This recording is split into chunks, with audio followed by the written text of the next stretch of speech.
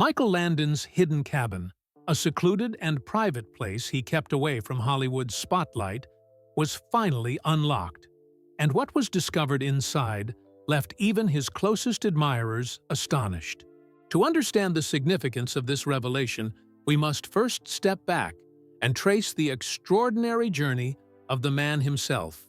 His life was not only defined by fame and television stardom, but also by quiet, deeply personal spaces where his true self was revealed. Born Eugene Maurice Orowitz on October 31st, 1936, in Forest Hills, Queens, New York, Michael Landon came into the world in the shadow of the Great Depression. His father, Eli Maurice Orowitz, worked in the film distribution business, while his mother, Peggy O'Neill, was a dancer and comedian who never found lasting success in show business. This household was a blend of artistic ambition and practical struggle, and young Eugene grew up observing both the allure and the instability of entertainment. The family's heritage was equally complex. His father came from a Jewish family, while his mother was of Irish Catholic descent. This duality gave Michael a sense of belonging to two distinct worlds, something he would later weave into the universal themes of his work. But home life was far from peaceful. His mother struggled with mental health issues and frequent emotional volatility, and Michael often found himself acting as both caretaker and peacemaker during his formative years. By the time the family relocated to Collingswood, New Jersey, Michael's childhood was marked by instability but also resilience. He turned to athletics as both an outlet and an escape. At Collingswood High School, he excelled in track and field, eventually becoming a standout javelin thrower. His natural strength, determination, and focus led him to set a record-breaking throw that caught the attention of university scouts. This talent earned him a scholarship to the University of Southern California, a golden opportunity that might have led to Olympic competition. But fate intervened. After a shoulder injury abruptly ended his athletic dreams, Michael was left devastated.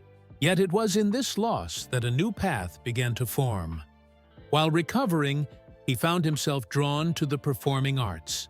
He began taking small acting classes, hoping to fill the void left by athletics. His handsome features, intense gaze, and natural charisma quickly drew attention. Changing his name from Eugene Orowitz to Michael Landon, he sought a fresh start in Hollywood. The name Landon itself was chosen from a phone book, an almost random selection that would later become one of television's most recognized. During these early years, he worked tirelessly at odd jobs to support himself, ranging from gas station attendant to waiter, while auditioning for roles in commercials and low-budget films. These experiences shaped his understanding of hard work and humility. He knew what it meant to struggle, and he never forgot the long climb it took to reach recognition. Michael's earliest on-screen work came in the mid-1950s, when he was cast in bit parts on television and in minor films. One of his earliest screen appearances was in I Was a Teenage Werewolf, 1957, a low-budget but surprisingly successful horror film that gave him his first real taste of recognition. Though critics dismissed it as campy, the movie became a cult hit, and Michael's striking presence made audiences take notice. But beneath the growing momentum, Michael was still searching for his true identity, both as an actor and as a man.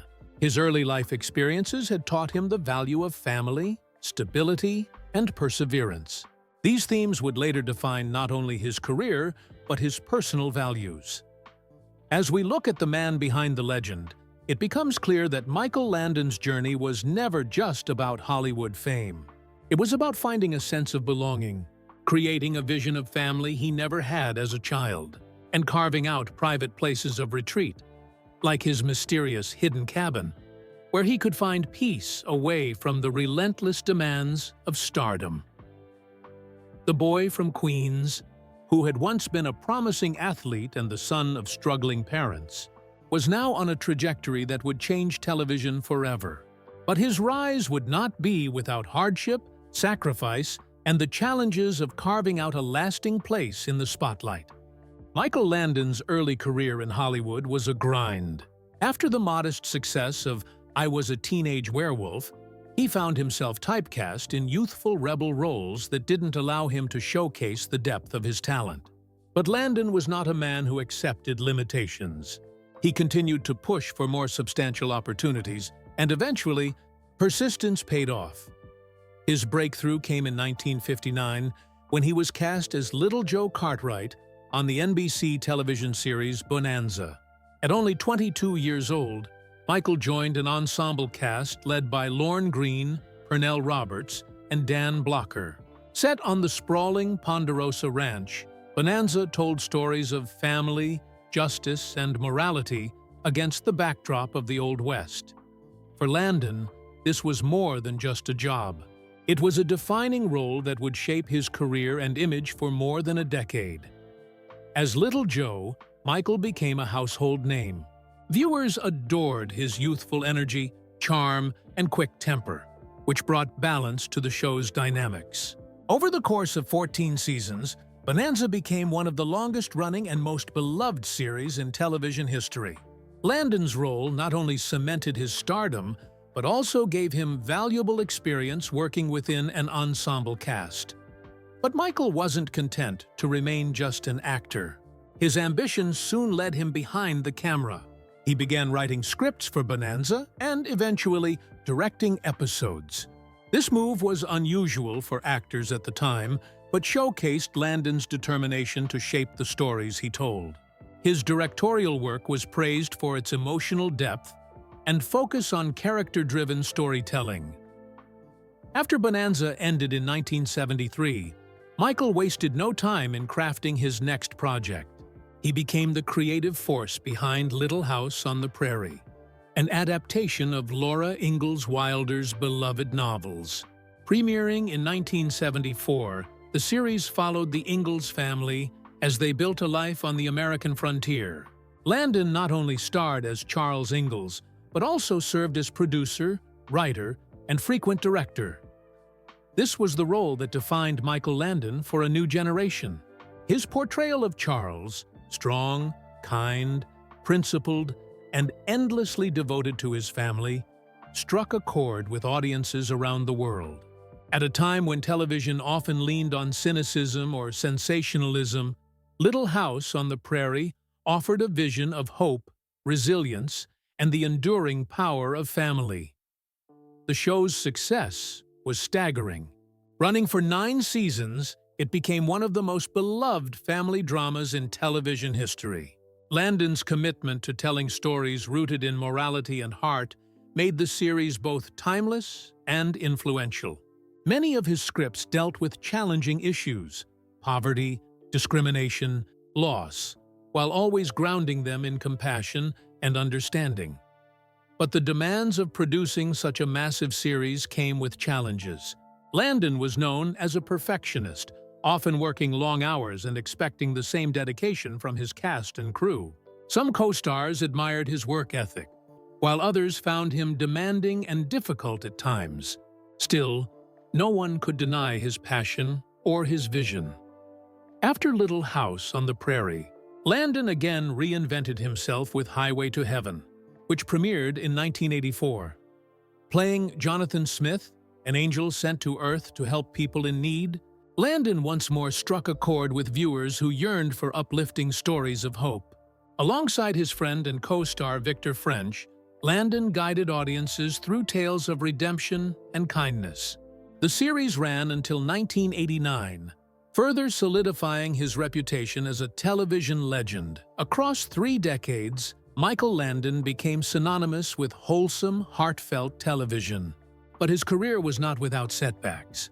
He often clashed with network executives who doubted the appeal of his family-oriented stories in an era shifting toward edgier programming. Yet, time and again, Landon proved them wrong.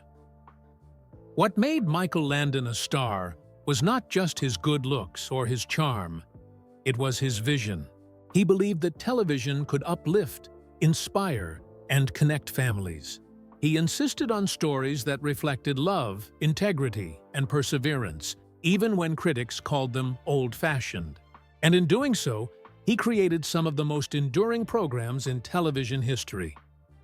As his career soared, Landon's personal life became equally complex, a story filled with marriages, heartbreak, and the quiet spaces he carved for himself away from Hollywood's relentless gaze.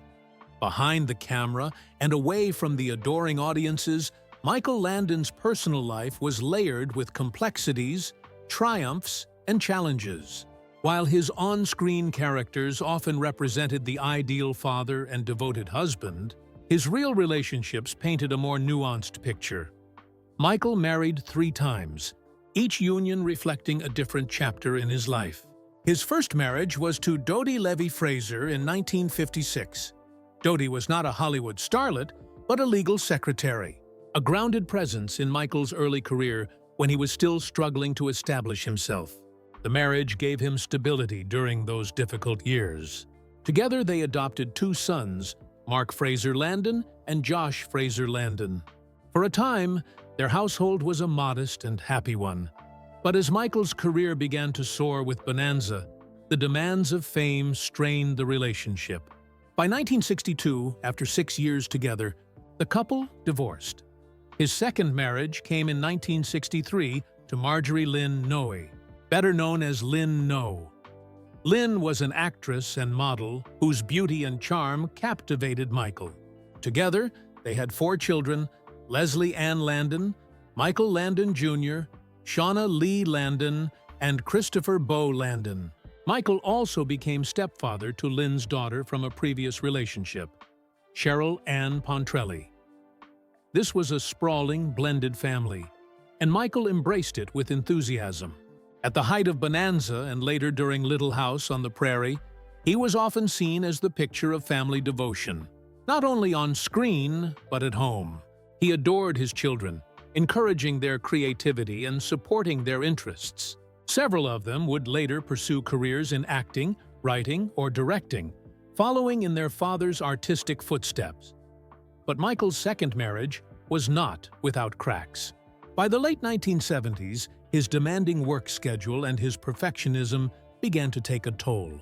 Behind the scenes, his marriage with Lynn was unraveling. Rumors of infidelity circulated, and eventually, they proved true. Michael had begun a relationship with Cindy Clerico, a makeup artist on the set of Little House on the Prairie. The scandal made headlines. Michael, the beloved face of wholesome television, was accused of betraying the very values he represented. The divorce from Lynn in 1982 was bitter and painful, not only for her, but for the children who were caught in the middle. For Michael, the experience was deeply challenging. He was criticized publicly, and his carefully cultivated image as a devoted family man seemed at risk. Yet, Michael was unapologetic in following his heart. In 1983, he married Cindy Clerico, who was nearly 20 years his junior. Despite the controversy, their marriage lasted until Michael's death in 1991. Together, they had 2 children, Jennifer Rachel Landon, who would later become a successful actress, and Sean Matthew Landon. With Cindy, Michael appeared to find stability in his later years. Friends and family noted that he was deeply committed to her and their children. His youngest daughter, Jennifer, would later speak about her father's humor, warmth, and resilience even during his most difficult days. Beyond his marriages, Michael was known to have other significant relationships and friendships throughout his life. His bond with Victor French, his co-star on Highway to Heaven, was one of his most enduring. The two shared not only a professional partnership, but a genuine friendship built on mutual respect and laughter. When Victor passed away in 1989, Michael was devastated, calling it one of the greatest losses of his life. As a father, Michael Landon's influence loomed large. He raised 9 children across his marriages and embraced his role with passion. His household was often filled with laughter, but also the lessons of hard work and perseverance. Several of his children, like Michael Landon Jr. and Christopher Landon, went on to become successful writers and directors in Hollywood. carrying forward their father's storytelling legacy. Still, his personal life was often a subject of public fascination and scrutiny. Michael's choices, particularly his divorce from Lynn and remarriage to Cindy, were seen as contradictions to the values he projected on television. But those who knew him best insisted that Michael was, at his core, a man driven by love, passion, and the search for happiness. He was not perfect, but he was authentic. Both in his triumphs and in his mistakes, his personal life reveals a man who struggled to balance the demands of fame with the need for intimacy.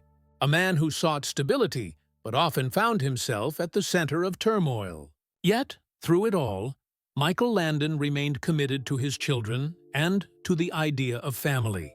However complicated that definition became, it is perhaps this complexity, this mixture of devotion, imperfection, and resilience that made him such a compelling figure, both on screen and off. And it is within this context that the story of his hidden cabin becomes even more meaningful.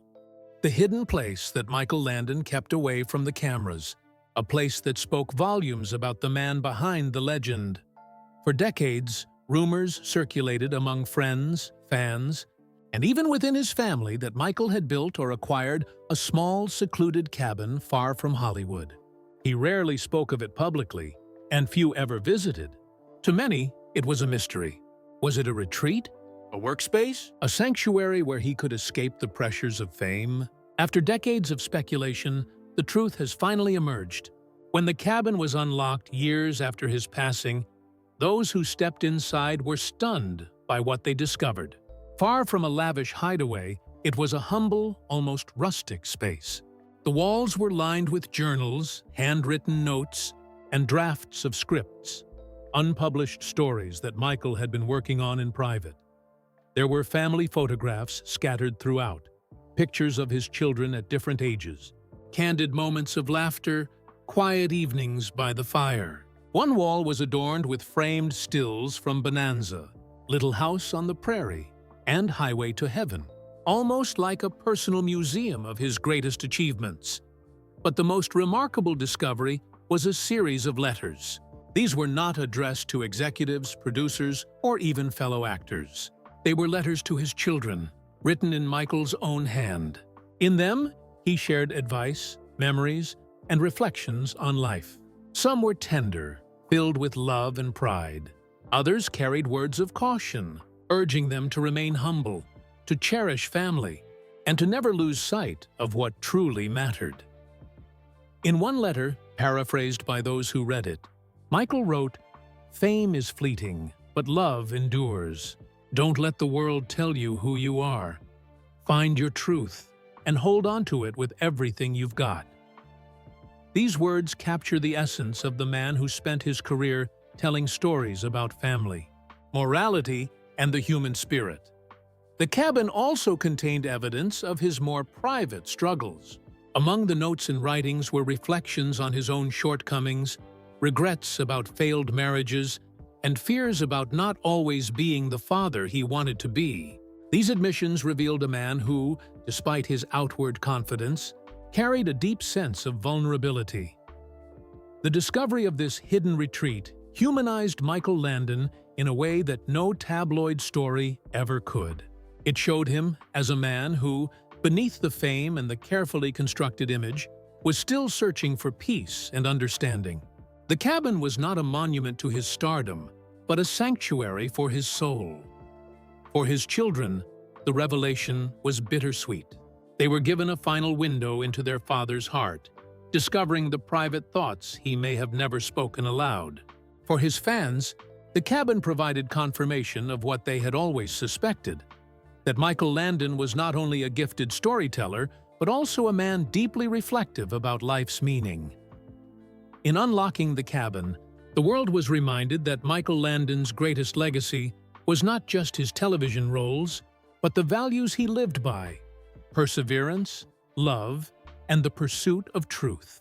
The cabin was his confession, his diary, and his gift to those who came after him. And so, the mystery of Michael Landon's hidden cabin was resolved. What was found inside was not gold or memorabilia of material value, but something far more profound. A man's unguarded heart, preserved in ink, photographs, and memory.